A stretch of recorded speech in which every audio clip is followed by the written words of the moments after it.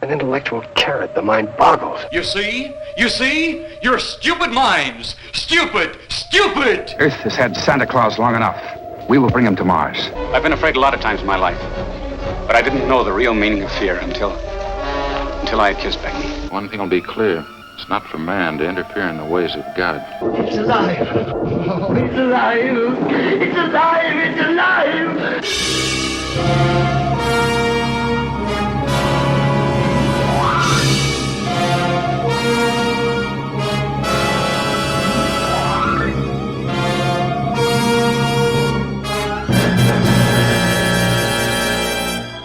Good evening, everybody, and welcome to Earth vs. Soup, episode 170. I'm Aaron Pollier. I'm Darlene. And we have a guest host today. Hey, I'm Chuck, a longtime Godzilla fan.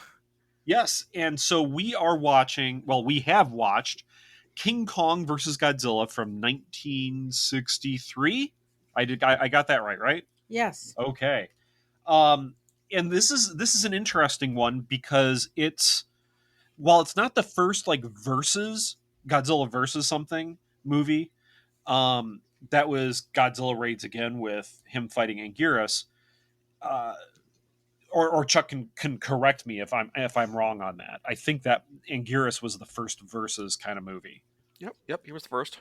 Okay, but this is the first time that there's a big crossover between RKO and Toho.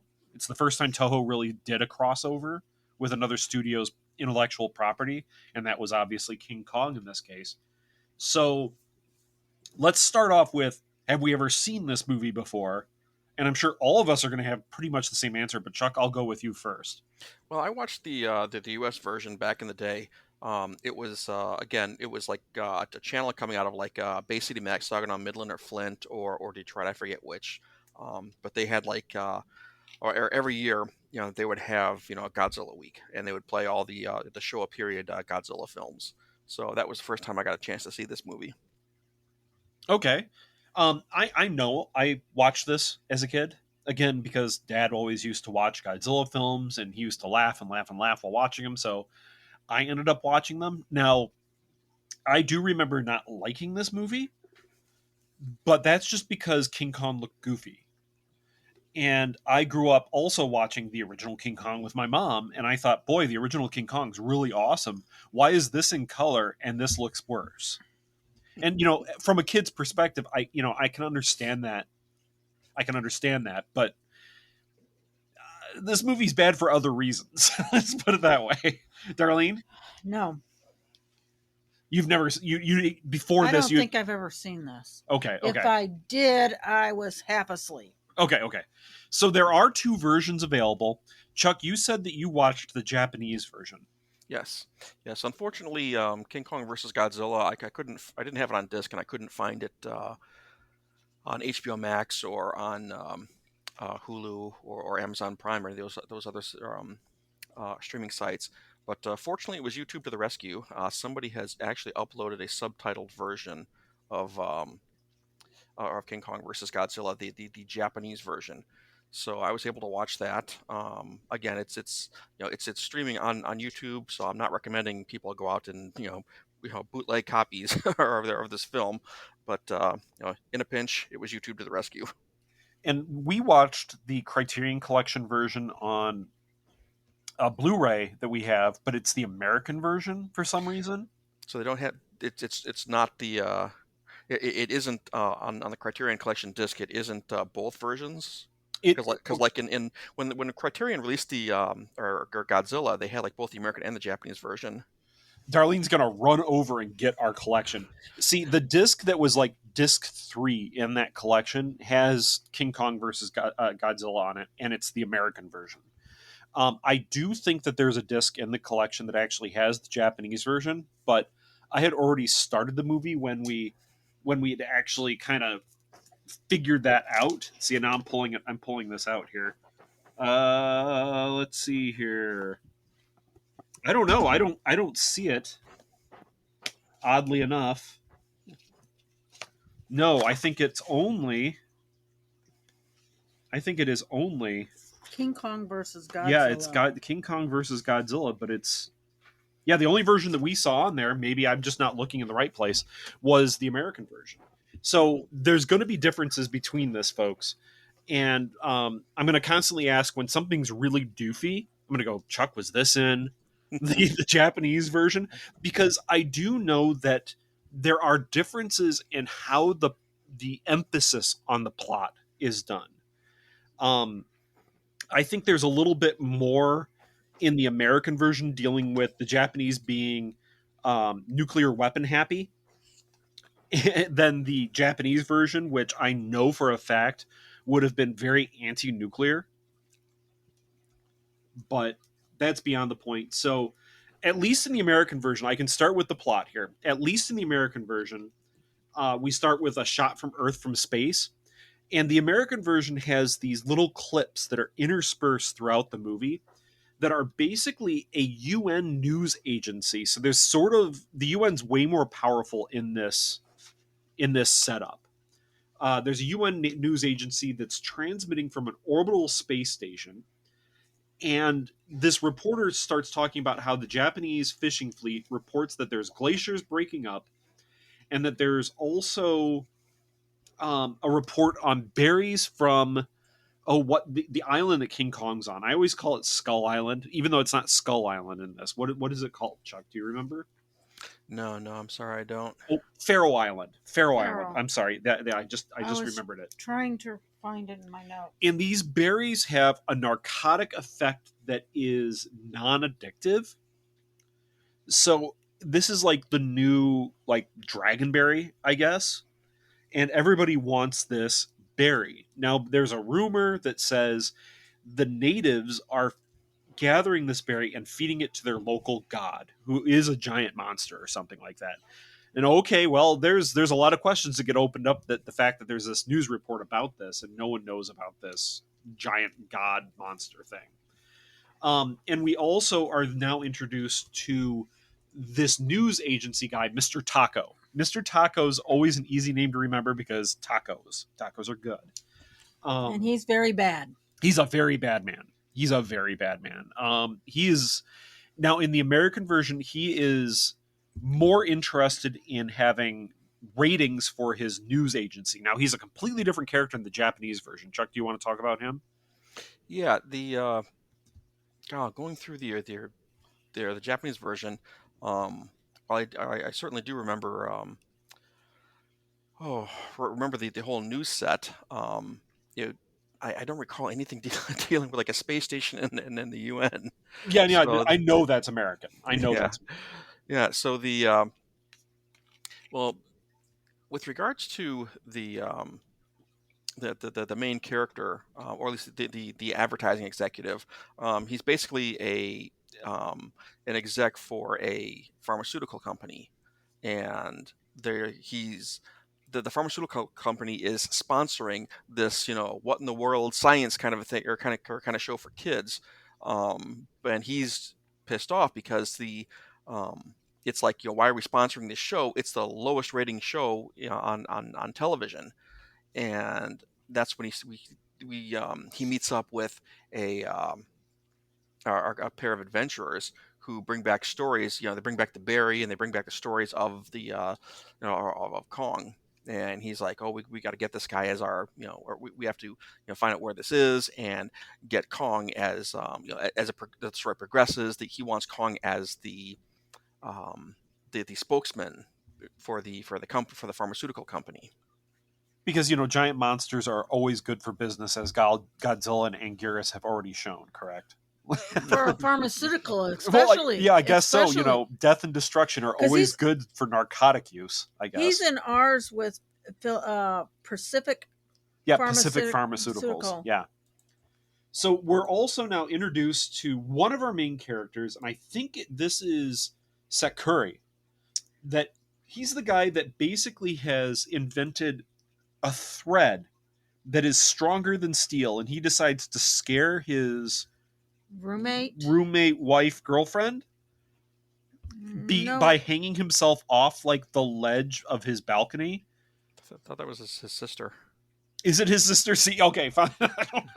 I'm confused. I don't recall. Yeah, in the Japanese version, by this time, they had like a cut to a U.S. nuclear submarine out Okay, yep. in the north of Japan, over towards the Arctic.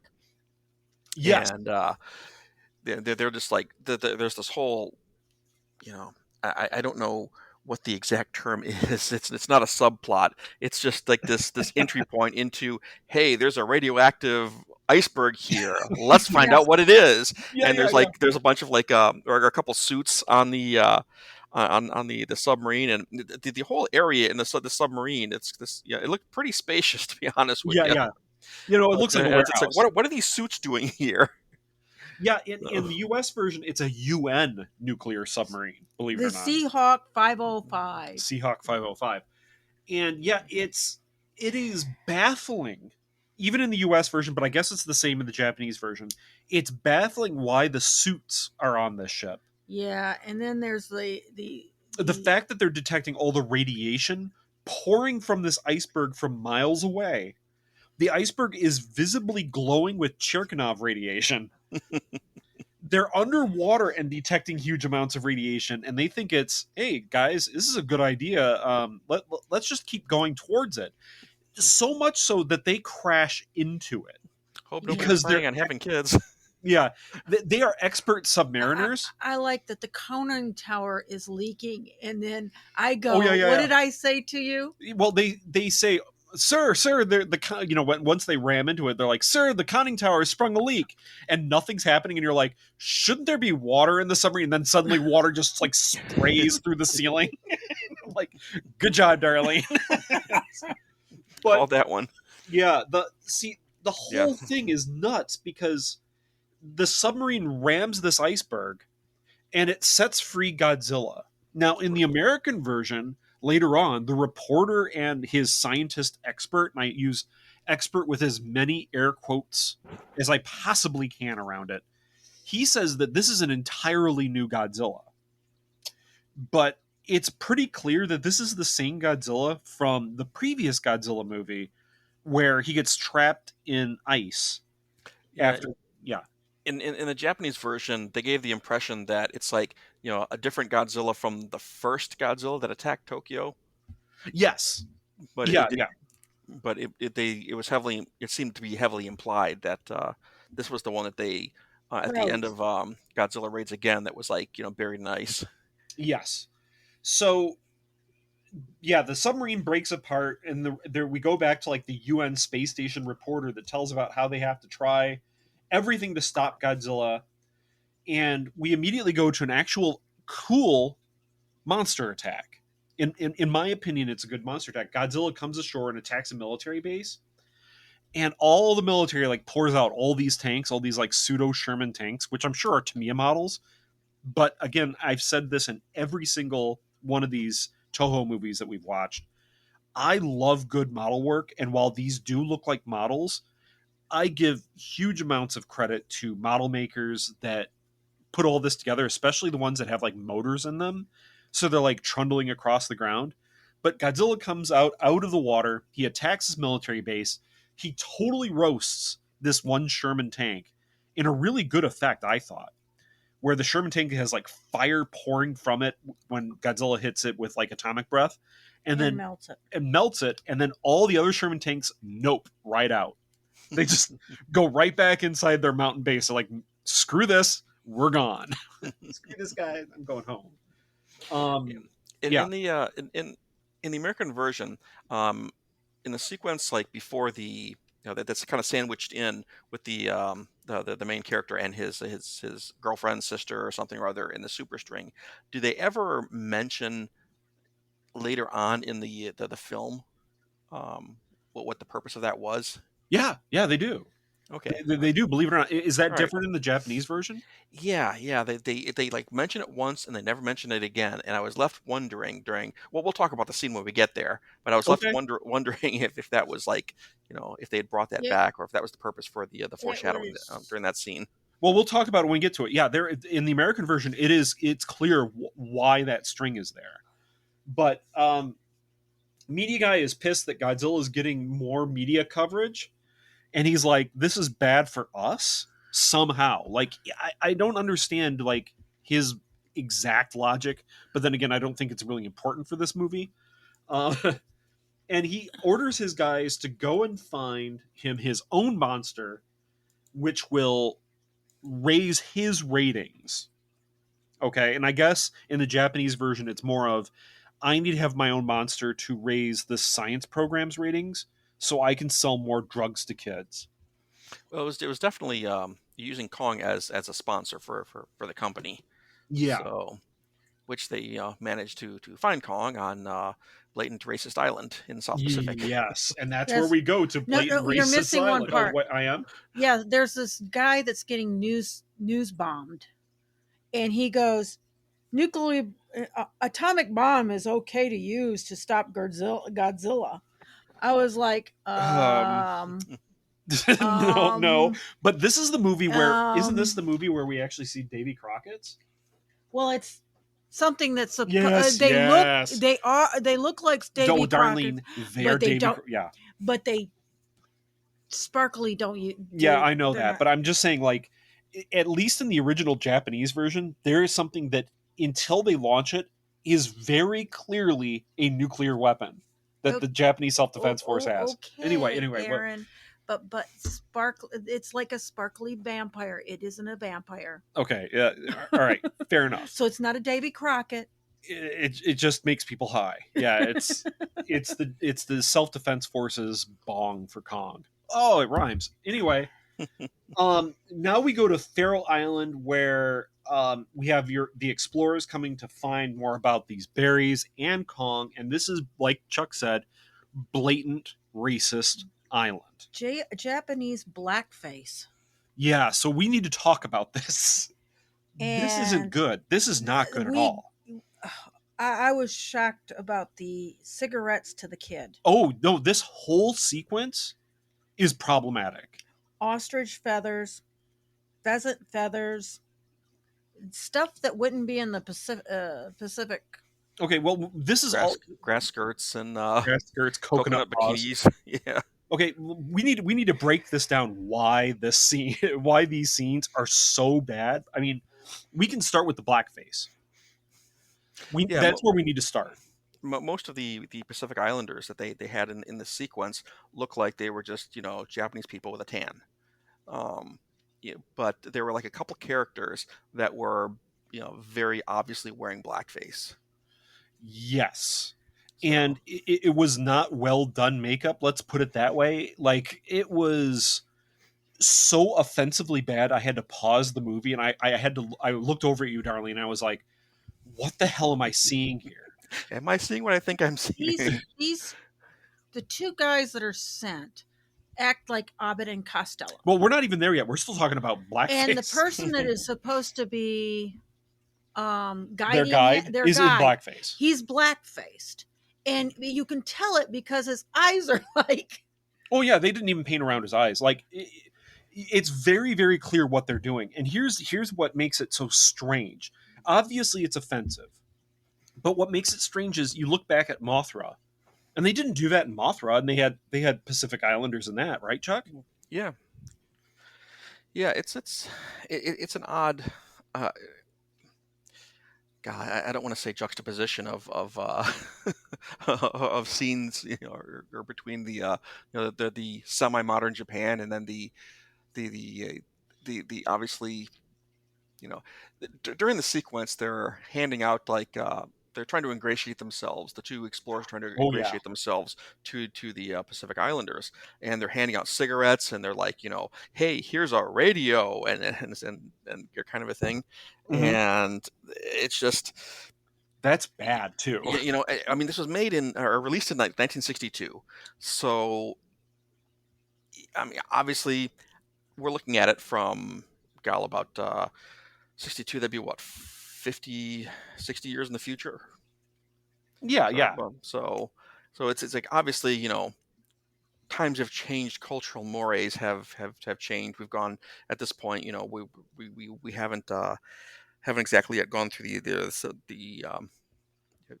civil rights movement in the States. God, my kids are gonna, my kids in class are gonna crucify me. It's starting around then. Yes, Yeah. So 65.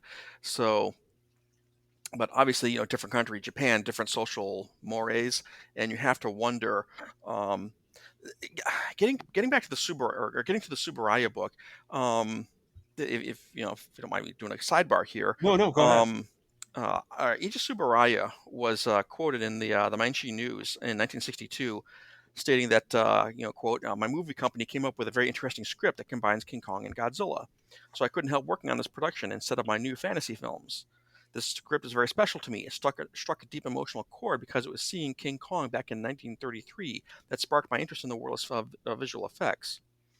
So this film, Willis O'Brien of the original King Kong, he was trying to pitch a film, King Kong versus Frankenstein, but he couldn't get any traction until it was the film was taken to our producer John Beck took that the film idea to Toho. But Toho, as the Tsuburaya book states, wanted a vehicle to bring back Godzilla and make more Godzilla films. So they ditched the Frankenstein idea, took made it King Kong versus Godzilla, and they ended up.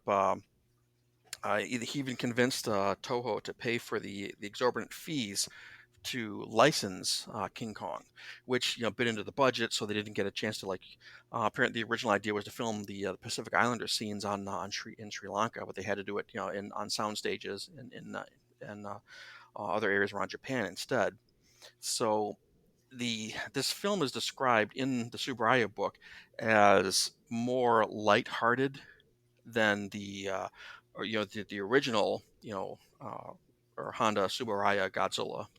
Sure. So it's when I watch sequences like these, keeping in mind the time period that it was made, the country that it was made in, not America, um, where did they think, we're just going to make something, more lighthearted. Okay, this is funny. Let's do this kind of a thing. So I wouldn't attribute it to maliciousness or anything like that, or in any real, you know, I would be hesitant to say that, okay, this what they did this to be blatantly racist.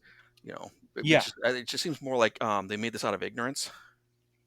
I would say you're likely correct. Now the jokes of the cigarettes is Giving not. the cigarettes to a kid. It's the cargo cult. Well, yeah, mocking fun. Yeah, of these explorers are basically cargo culting this entire culture by bringing in outside stuff that is like magic to them, or will get them high because of the cigarettes. And they're giving cigarettes to a little kid. And I have to think that there in was 1963, a comment that said, one of the guys said, "Do we have any chocolate?" Oh, I forgot chocolate. yeah, because but I mean, I have to think that even in 1962, 1963 in Japan, it wasn't cool to give little kids cigarettes. No. I don't know what the age of smoking was in Japan at the time, but that just seemed really weird to me. Sorry, kid, a couple more years before you can come to flavor country. Yeah, I know, but because I mean, even they say just don't smoke them in front of your mom. Age of smoking didn't even have it at that time, because I could go down to the store and get my mom cigarettes, and that was probably 70. That was in the 70s. Yeah. Yeah, my cousin, or my youngest cousin, he could do the same thing. So, but I don't think I don't know if it was, again, Japan versus the U.S. So the whole scene on the island where they're cargo culting them, the blackface, the giving kids cigarettes. I thought, while you're probably right, Chuck, it probably was meant to be lighthearted, and it wasn't done from a place of malice. From using a modern eye, that entire scene is uncomfortable. And one thing that's mentioned in the Tsuburaya book is that one of these whole sequences and the greater film itself, when it was written, one of the things that Honda seemed to like about the script was that it was an indictment of the rampant commercialization that was going on in Japan at the time. Yeah.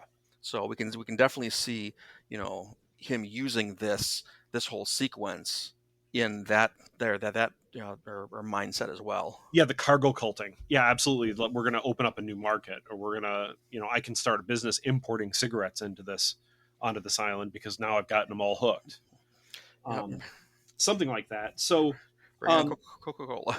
yep, that's right. I mean, and to be fair, like I said, the U.S. Well, I haven't said it. The U.S. cargo culted. I don't think intentionally cargo culted islands during the Pacific part of World War II by building air bases everywhere, and that's why you still have small islands that build totems of B-17s or DC-3 C-47s.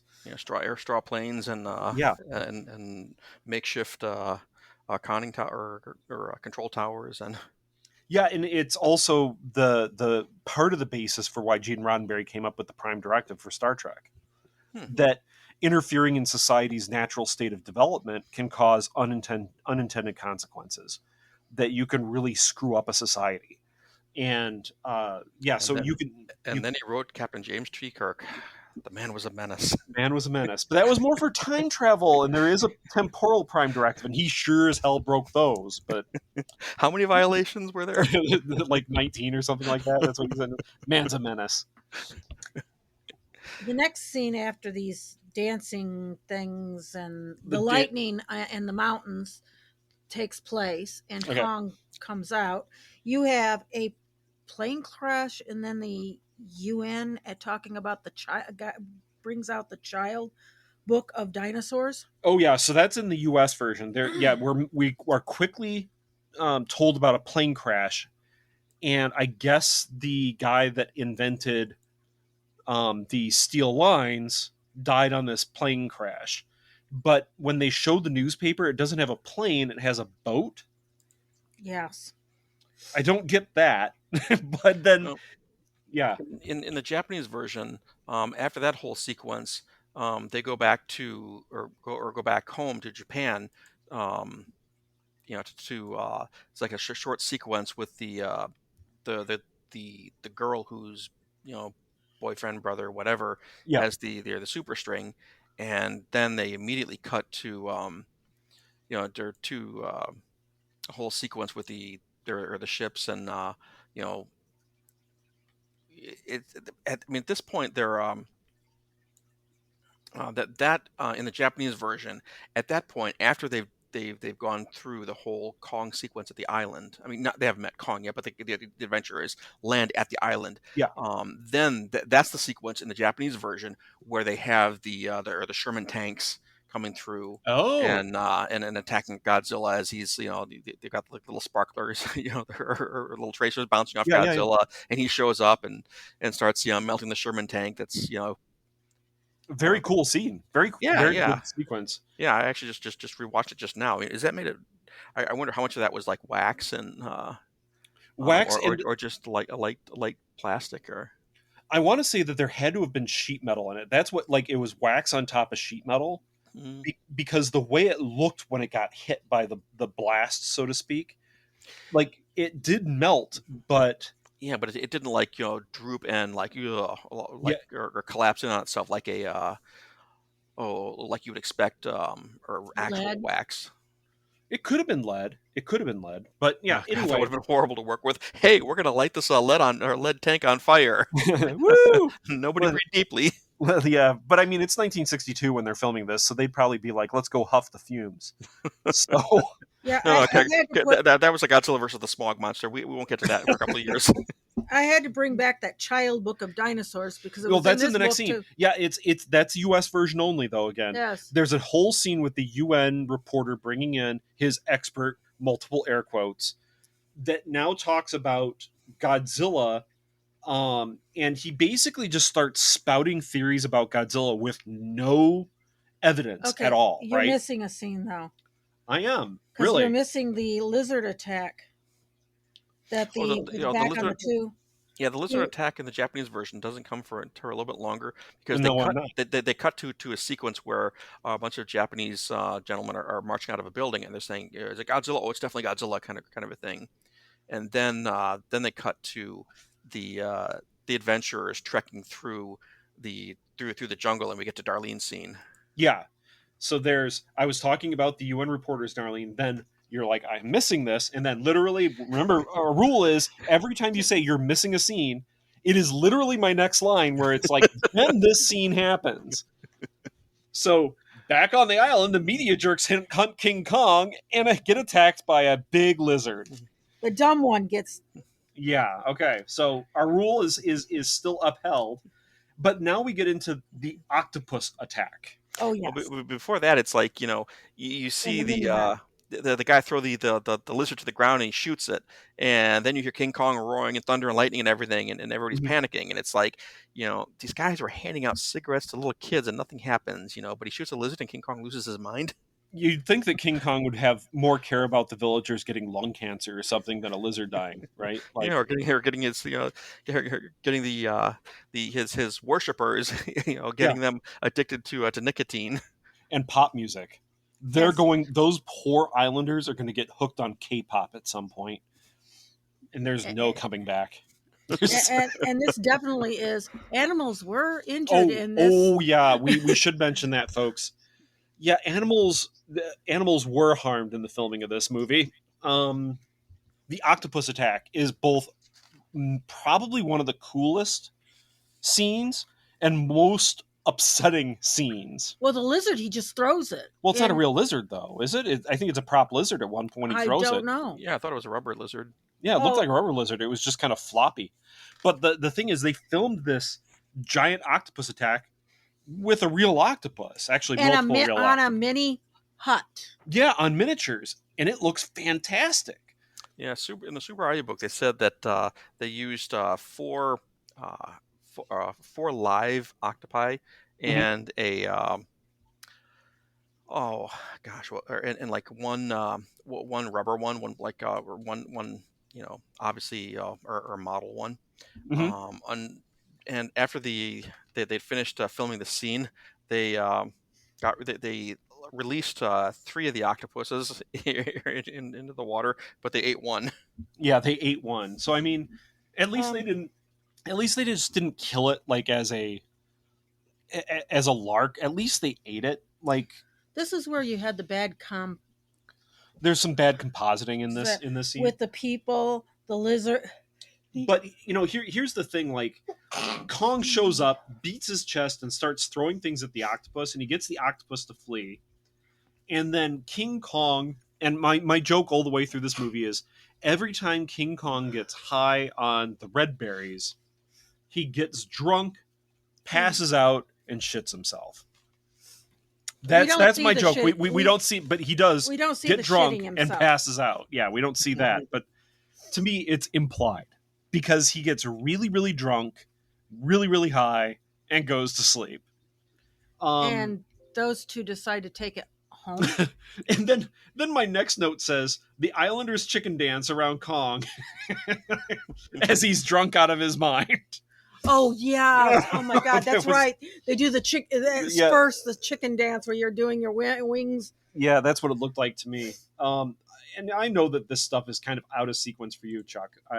No, that's fine. That's fine. It actually does pretty follow at least that sequence there from the the lizard to Kong showing up to the octopus, and we get another quick splice over to the scientist at the UN news agency. Again, just totally making things up. The small marble. This is Godzilla's brain, and showing a small marble, and then grabs a gorilla skull and says, "This is like King Kong's brain." Yeah, in the Japanese version at this point, they go back to the advertising exec and his little coterie there, and they're talking about how they're going to bring Godzilla over. Yeah, and I mean, right after the sequence where the scientist, quote unquote, is making things up, we do go over to see the ship towing Kong on a raft back. Now, here's the point where the super string comes in, because Kong is tied down to the raft with that steel string, and it comes back again. It does come back again later on, yeah. But that is the connection. That is, they don't mention that in the Japanese version. They made that very clear in the American one. You have Mr. Taco. He flies out on a helicopter, and he almost blows up Kong multiple times because there's this whole thing of dynamite in that. Yeah, it's all wired to the raft. Yeah, Kong and then there's the they're ordered by the Japanese Navy not to be able to bring Kong in. Because it's and a this danger. is different from yours, isn't it? I'm sorry. What was different from? When the Japanese Navy comes in and Yeah. says you can't bring Kong on shore. Yeah. They're all when they show up, they're all talking about how they're because Kong is an animal, they're smuggling him in, and the executive guy is like, oh no, he's our company representative. Yeah, So, and in the American version, it's different.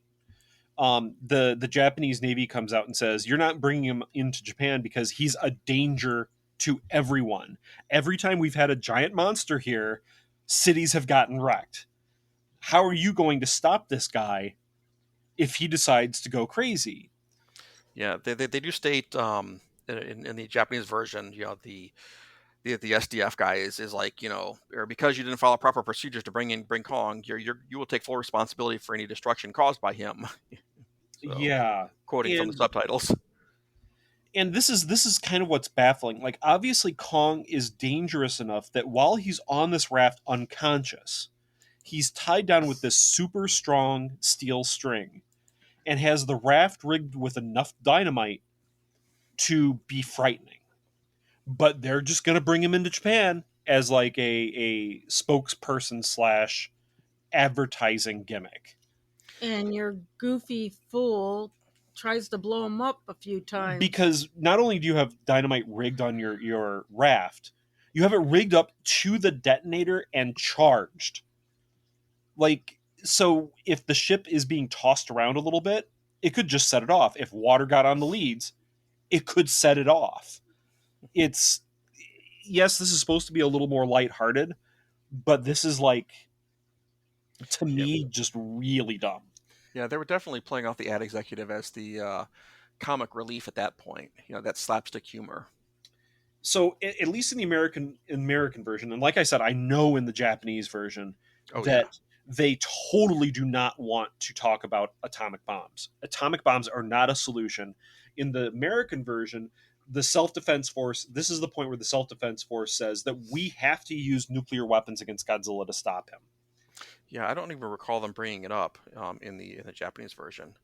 So. And this is where Godzilla comes ashore and wrecks a train, and people abandon the train. Yeah, they go to like the dance hall sequence, and then people are evacuating, and then they're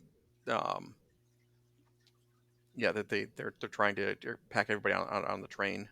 There's the very coincidentally helpful team of school buses that are just so happen to be exactly where the train gets derailed to pick them up as Godzilla's rampaging around and burning off radiation. Wait, what's the dance sequence? That was actually the dance hall sequence to That's evacuation. Was okay. I was getting my movies confused. I was thinking, wait, was that in Godzilla Raids again, or see now because after the sequence you talked about, it does go right directly into the train, but at that point, Godzilla's coming ashore and he's going after the or after the train. People are panicking. Yes, and we go back to the boat, mm-hmm. and we see King Kong waking up. Everyone panics and blows up the TNT because screw this shit. The thing that we exactly wanted to prevent happening, that we've rigged up all of this TNT to prevent, that Kong is actually totally reasonable to come into Japan because he's not a danger. He starts waking up. He's immediately the danger that they were all afraid of, and they decide to blow him up. But he's not hurt because TNT does nothing to Kong. And an umbrella protects the Mr. Taco. Mr. Taco. I do not know what it says, but Mr. Taco just seemingly has an umbrella in his hand. Like he has like an extra dimensional pocket that he just pulled it out of immediately. Like that's what it came across as, and I thought it was really funny. Of course, then the next scene, at least in the Japanese version, is all this awesome or model work. It's just the whole construction with the scene. Crockett's. That's with the Davy Crockett's. Because we actually see that the Japanese Self-Defense Force has Davy Crockett's.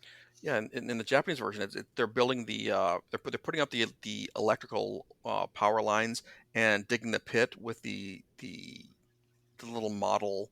The construction models. Yeah, the little construction. that was diggers impressive. and stuff. that model sequence with the construction equipment was top notch. That was 10 out But of 10. don't forget the Caltrex pouring gasoline into that. These movies. I'm sorry, but Chuck, you know what I'm talking about when I say Davy Crockett's, right? Yeah. The howitzer mounted Atomic weapons, atomic bombs. Yeah. Yeah. It was like in what was it? Return of the Living Dead. They had one. Not Yep. the George Romero one. The other one. Yeah, you are correct. When Darlene and I visited Fort Benning for the Infantry Museum, they had a Davy Crockett on display, and we both got a stupid grin on our face because we love learning about just incredibly dumb or ridiculous engineering things. You know, we were just watching a show today about armored trains and war, and obviously those are kind of crazy because what's the point of them? They can only stay on the tracks, and you could sabotage the tracks so easily. But anyway, the Davy Crockett's, we knew about all of these things, and we saw that Davy Crockett there, and we're just stupid grins on our face. To launch a Davy Crockett, you're standing in the detonation zone. Basically. Even if you send it as far away from you as you can. Well, the hard sciences will teach you how to do a thing. The liberal arts will teach you why you shouldn't. Well, I will say as a defense, though, on the Davy Crockett, it is dial yield. So you can dial it down really far and actually be outside the blast zone, but you can dial it all the way up and be inside of it. Now, what's even more interesting about the Davy Crockett, especially for this movie, is that thing was still classified at the time that this movie was made and released. There is no reason why the Toho should know about Davy Crockett's, but they are exact replicas of a Davy Crockett. I know I geek out about like war material in a lot of these films that we watch, but like that's one of those things that's just it brings such a stupid grin to both of our faces. You also laughed about this scene where King Kong and is it the next scene where they fight? Where they fight during this time, and King Kong retreats because his front end was on fire. Yeah. They do a really quick fight, and Godzilla uses his atomic breath on King Kong, and King Kong like gets blasted in the chest with it, and he's smoking, and Kong just kind of pats himself out, looks at it, pats himself out, shrugs, and just walks off. He's like, "I'm done. Crap. I'm done. No, I can't do this." It's really, really funny. Yeah, this is one of those sequences where you can see they had like multiple Kong suits. One of them had like longer forearms, but they couldn't move the fingers in them. So the guy's beating in the Kong suit is beating his chest, and it's just like flap, flap, flap, flap, yeah. Flap. But there are other sequences where he's picking up boulders and throwing them at Godzilla, and you can clearly see that the forearms are now shortened down, and he's able to move to grip with his fingers. So they made like three, I want to say 2 or 3 actual suits for Kong, but they also had like a very large. They created like a hand puppet. So they could do like for facial features for like close-ups, but they also had like a human-sized scale hand for a sequence coming up. Yes, I will say that like the Kong suit overall is okay except for the head. Yeah, the face looks kind of silly.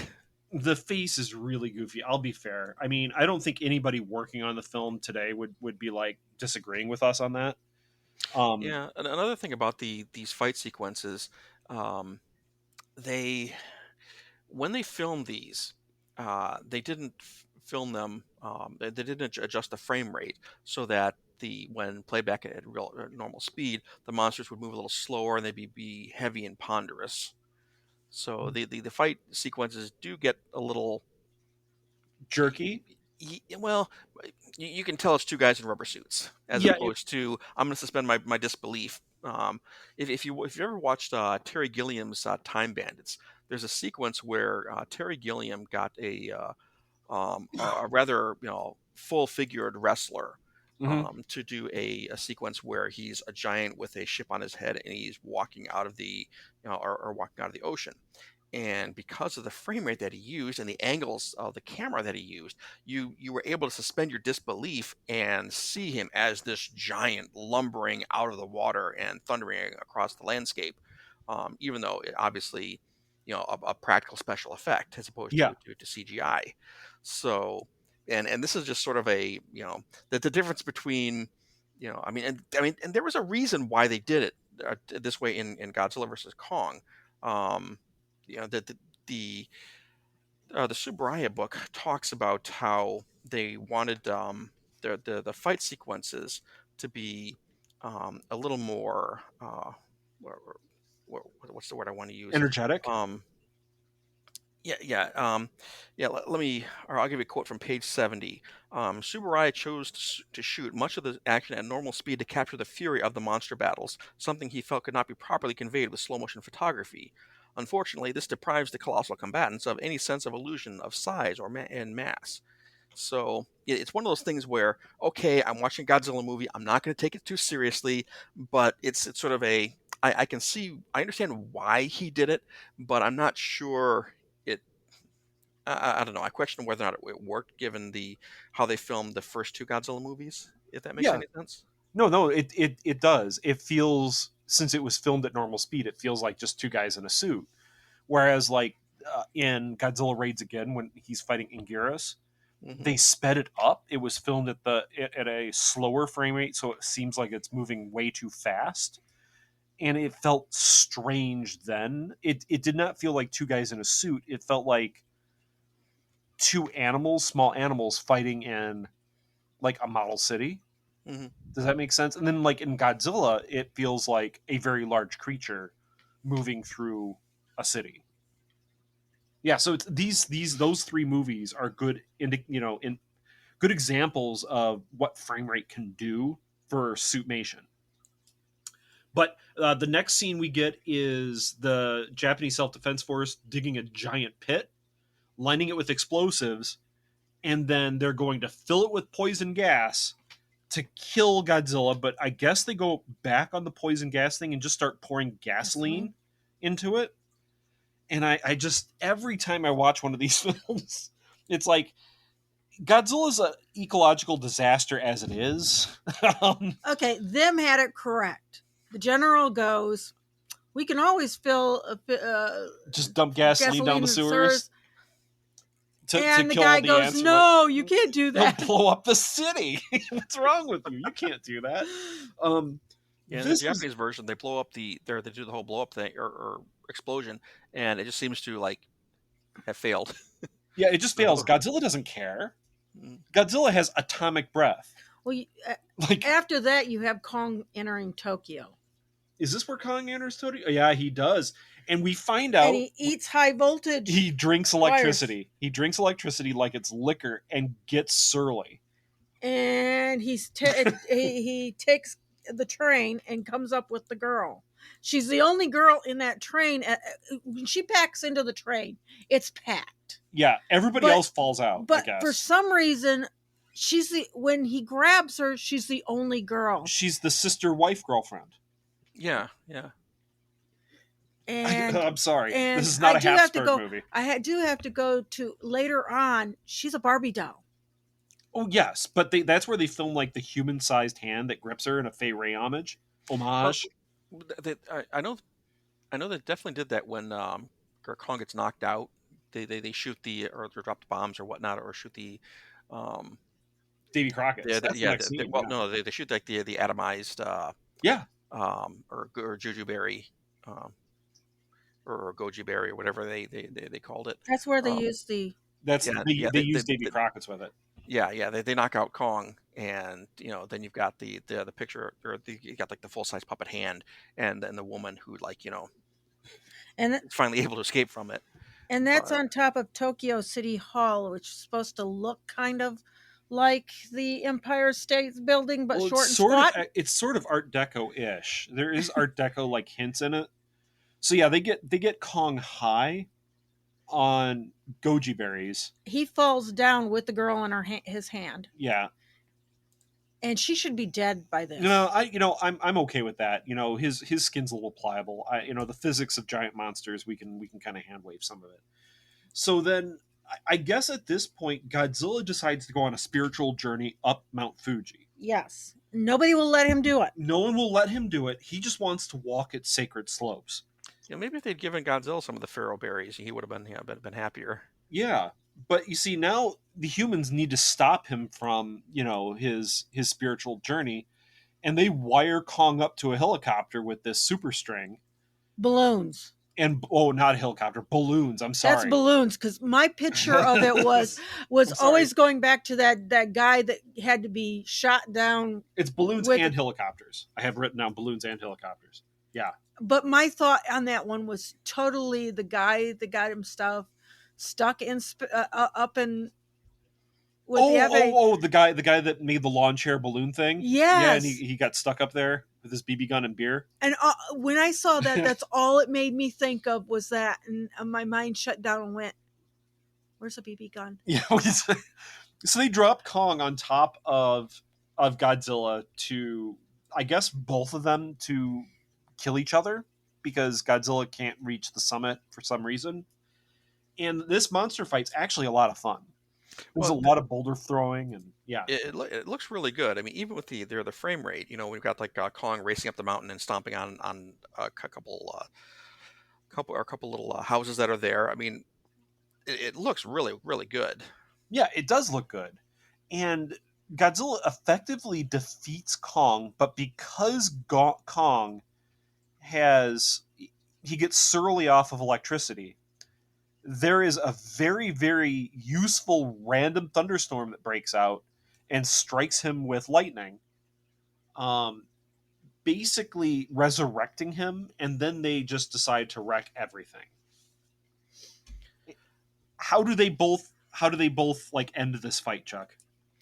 Well, in the American version, it's stated that King Kong wins, and in the Japanese version, it's stated that Godzilla wins. So it's one big tussle, one big wrestling match between these these men in giant rubber suits. So yeah, and there's actually right near the end of the battle, Godzilla's beating Kong with his tail. Kong gets up, and Godzilla, they do like a stop motion sequence where they have like two small figures of Godzilla and Kong, and they just do a stop motion kick. Godzilla jumps up, balances on his tail, kicks King Kong, and sends him tumbling down the mountain before he knocks his head out. And that's when in the Japanese version, that's when the Godzilla is trying to bury Kong with boulders, and that's when the thunderstorm shows up. So yeah. Godzilla is burning the forest around Kong, and then Kong gets up, and he just he's got his little electrocharge powers, and he's just tossing Godzilla around. Yeah, and this is a weird movie. And don't forget, they destroy that same castle. But I always forget its name too. It's that the famous castle that they pretty much destroyed in every single one of these movies so far. Are they in Osaka, or? It's the one that like Anguirus shatters with his scream in Godzilla Raids Again. Is it? I always want to say it's like an Edo castle, but I know I'm wrong. It's a white. It has a pagoda like castle. Yeah, but it's a castle. I thought it was on it's on the slopes of Mount Fuji. Right? I don't know where it actually is. Chuck's looking it up. He's like, "Oh my god." No, they like screwed up in every one of these movies. It's that and like Tokyo City Hall. They screw up in all these movies. And then you have an earthquake, and Kong just goes swimming home. Yeah, he just swims back to Skull Pharaoh Island. And I don't know what happens to Godzilla. Godzilla just disappears. That's all it's stated as. Like, they don't say he's dead. Even in the American version, I think that's kind of a myth that since they say they don't know what happened to Godzilla, but we know what happened to Kong, that, Kong won in the American version. I don't see that. I don't buy that. Just because they do say Godzilla disappeared, we don't know what happened. It's probably because Godzilla had, like, man, I can't fight this guy. He gets hit by lightning and he comes back. Crap. I better go get my friend Mothra. Yeah, I'll go get my friend Mothra. I'd rather fight King Ghidorah, who's coming up with lightning breath. If I put King Ghidorah against Kong, like Kong will just immediately win because he'll be hit by lightning all the time and just get drunk and surly. So why didn't he go get? I don't know. Well, because of rights. RKO said no. We want more money or something like that. Who bought RKO? I said that at one point. I remember recording an episode where like, oh, RKO was bought by so and so, but now I can't remember. Anyway, things that worked about this movie. Let's go into that. Model work. Model work was fantastic. Oh yeah, the model work. Okay, there it is. Atama City and Atama Castle was one of the or one of the Hokkaido landscape or buildings. Yeah, the Diet Building, the Korakuen Amusement Park in Tokyo, and especially the sets of Atama City and Atama Castle. Okay, so it's Atama. All right, but yeah, the model work fantastic. I'm including the buildings and the vehicles, especially like the construction vehicle stuff. Oh yeah, when they're building the pit, all the pieces of like the diggers are moving. There's like smoke coming out of their stacks and things. You know, it wouldn't surprise me if some of that was actually real life live action footage of like actual construction equipment. Because a couple of sequences looked almost too good, but if it was, man, it was so seamless that I want to say it was all model work. It looked like models because it was still jerky. It felt like the jerkiness of models that were moving. There are a couple close or close ins that made me wonder. Or a couple close-up shots that made me wonder. So. That's possible. I even like the silly military models. Like normally I'll go, oh, that's kind of goofy, or like especially when we will get to later Godzilla movies with like the lightning guns, the Mason cannons, the Maser cannons. Yeah, those are goofy as hell, but I love them so much. I look forward to seeing those in every single movie, just because they never really get used. I think they only really used on screen once. You'll see them, but they're never like actually fired except maybe one time. I was always left wondering. It's like you've got in Godzilla Final Wars, they're like, fire the Maser cannon, and it like, it's like a freezing cannon. But in some of the earlier or movies, it's like they're firing these what they're calling Maser cannons, but they're like these big Tesla gun or Tesla cannon or Tesla coils. That's why I call them lightning guns. It's the big lightning guns. Boy, anyway, the model work is all fantastic. Some of the scenes of the fight sequence, like I love that Kong shoves a tree in Godzilla's mouth. He's like, eat this. And Godzilla spits it out. Yeah. That was cute. I actually do like all the fight sequence, even the really silly one where Kong nopes out. Where he's just like, screw this, I'm out of here. That was hilarious. I'm done. I can't do this. I got something on my chest. Oh, God, no. I'm done. Yeah, Kong now has, like, cancer all over because of the radiation from the atomic breath. Well, that never comes into play because the Japanese would be all dead. Well, yeah, they pass over, at least unless it's like the first movie, they pass over the radiation for the most part. It's sometimes touched upon. Except that it melted down a submarine. Yeah, in this case, it was hardcore enough to just set metal on fire at some point. But Chuck, what else worked in your opinion? Well, I would have liked a little bit more of King Kong and Godzilla. Again, credit goes to Mr. Smigel, but this movie was like 9.5% of the film was the kaiju battles. 9 minutes 15 seconds out of 97 minutes. Yeah. Whereas Godzilla Raids Again, we're looking at 9 minutes 30 seconds out of 92 minutes. So they're not giving us as much or kaiju battle as we would like to see. But all in all, even with the my reservations about the frame rate that they filmed this at, especially the later battle scenes between Kong and Godzilla were just top notch. The puppets, or I'm sorry, the rubber suit head of Kong, again a little on the silly side, but still, it wasn't enough to make me to ruin any enjoyment out of the big monster fights. Because in the end, that's what we really watched these for. Agreed. I mean, as goofy as I thought that head was, it didn't take anything away from the movie.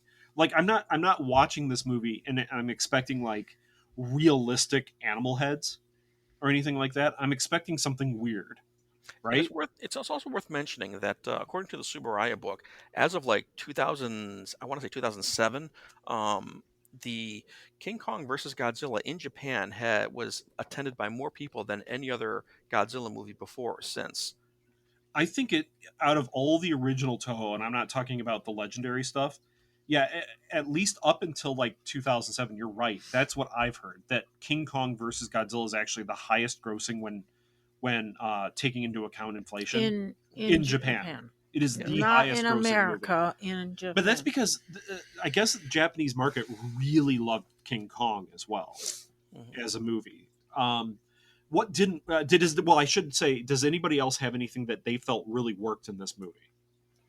The aside from the unfortunate events that they or methods of how they filmed it, the whole octopus scene with on Kong Oh or yeah, versus Kong on the island was very well done. Except I for agree. its compositing. Well, there's one Well, thing with a composite. One. It's yeah, but with the rubber tentacles. Yeah, but he's. I think Chuck, you're more talking about like the live octopus. Yes, it did really good. oh no, that whole sequence it worked for me. The problems with the green screening or blue or compositing, I mean, you know, this was back in the early days of the optical printer. Yeah. So it's I'm willing to forgive a little bit. And So Toho had one of the first optical printers outside of Disney, right? well, I would have to go back and check my notes on that, but yeah, Disney and Toho had had said at the time some of the most complex or optical cameras, or I'm sorry, optical printers at that time. So let's go to what didn't work in this movie. We always have to be fair about things that didn't work. The human island. plot, well, the island, well, yeah, racist island was awful. I could have dealt with racist South Pacific Island if it wasn't for the blackface.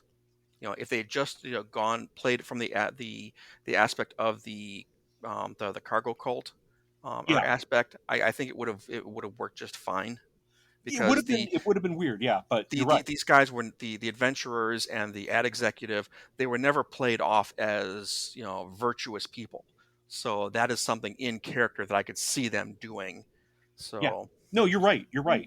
That wasn't my problem. It was the black facing and the crappy costume. But like he was saying, if you took that out, if it was just the cargo cult part of it, it would have made sense for the characters to be doing that. They were sleazy people anyway. mm-hmm. It would have made the sequence. It would have made that whole time on the island like less skeevy. If you took off the wigs, the afro wigs on the people, you put them into something that they did for Mothra. The outfits they put them in Mothra, and you had that same sequence. I think it would have done better. Now, I read somewhere that because of Mothra and the Infant Island stuff was based on a real South Pacific culture somewhere. Like even like the music that was being played, not the Mothra chant. I'm not talking about the Mothra song, but like the other stuff that's on that island was based on something real, but it wasn't good enough that he got in a little bit of crap. The guy that like Toho got into a little bit of crap for it.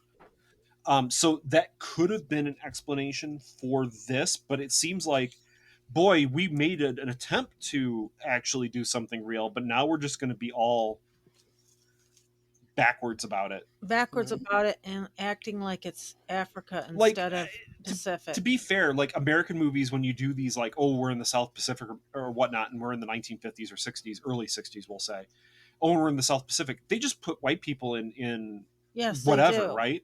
Like, yeah, that's not right, but it's not like you're putting white people with blackface on the screen and passing them off as but like they did that with when they did something of Africa, though. They did it sometimes. Yes. And it's wrong. And it's wrong. So yeah, outside of if they took that part out of the island sequence, it would be way more acceptable and much more funny to watch. Yes. Let's put it that way. It would be less of a period piece, a piece. It would be less of a reflection of the time it was made, and more of a timeless film. Yes. If that makes sense. No, it does. It does. So I would say my top thing that does not work for this film, outside of the racist thing, is that the human plot overall is pretty boring. Now, it was threadbare. That's not to say that like every Godzilla film has problems with its human plot, but the first Godzilla film had a really good human plot. Like I thought it was a solid plot with its characters. My problem with it is that if you're going to spend most of the time in your film setting up the kaiju battles with a human element, then I expect a little bit more about from the human element. Yes. Godzilla, not when they relaunched it, here in the States, the first legendary film. Yeah, where they're you've got I forget the gentleman's name. He played Quicksilver in the second or in the Avengers: Age of Ultron. He was Soldier Dude. Yeah, he was a soldier who was just trying to get his job done, get back to his family. That was like really engaging throughout the whole movie, and it was like, okay, it held my interest more than enough to get me from monster battle to monster battle to monster battle. So I don't know. Maybe it's just a flaw of my viewing habits, but I just expect the human interest story in the original, the first Godzilla, was just very engaging. It just drew you right in. So yes, I think the best thing to do to write a good Godzilla movie is don't write Godzilla in it at first. You write an engaging story about people dealing with a natural disaster. Okay, write it like that, and then that natural disaster becomes a giant monster. And it would probably be a much better way of writing these movies. Probably. The kaiju are just forces of nature, and we're all just it's their world. We're living in it, and we're just trying to survive. Yes. So the human stuff in this just does not work. Darlene, do you have anything that does not work in this movie that we haven't really talked about? There was something, and now I forgot it. Oh, well, the story was meant to be a little bit more lighthearted, so I got to give him, I got to give him that. So sure. I can't rag on it that much, but do we recommend it? I like definitely. Godzilla. Okay, yeah, I'm going to recommend this movie. Even though I'm a little down on Kong, and it like all the stuff, at least in the American version, just is really doofy with the science. I really don't like the science, but I can't hold that against the original Japanese version. What, Darlene? You're pointing at me. The American version with the UN crap. That I didn't like. I'm not going to hold that against the movie though, because that's the American version. I'm not holding that against I'm just saying that was totally the American crap. version with the UN stuff. Terrible, but I think we're all recommending it. The movie is not bad. I'm recommending the Japanese version. Yeah. The American version just never. I mean, when I was a kid, okay, Godzilla, yeah, 9-year-old me just going nuts. But looking at it from 40, 50 years in the no, not that old, about 40-ish years in the future, I don't know. I got to give it to the the Japanese version. Watch the American version once after you've seen the Japanese version, just to get a feel for how badly the American film studio did not understand this movie and tried to make it palatable for an American audience without really understanding the source material. It's an interesting study from that perspective. But definitely watch the Japanese version. It's a fun ride. Speed over the parts that make you uncomfortable, and just dive in, because we're seeing the evolution of, if nothing else, of the Godzilla suit. You're seeing the guys, really start to, between, the director, the special effects crew, they're really, the writer, they're really coming into their own with these films. And we're still into just like the third Godzilla movie, and I think they made Mothra before this, and may have made Rodan. Yes, Mothra and Rodan were both before this, and there was that strange like super large guy movie that was also before this. But I think that was in the Great World War, or are you talking? It's from like the 1930s. I think it's Monster Star. Maybe that's the one.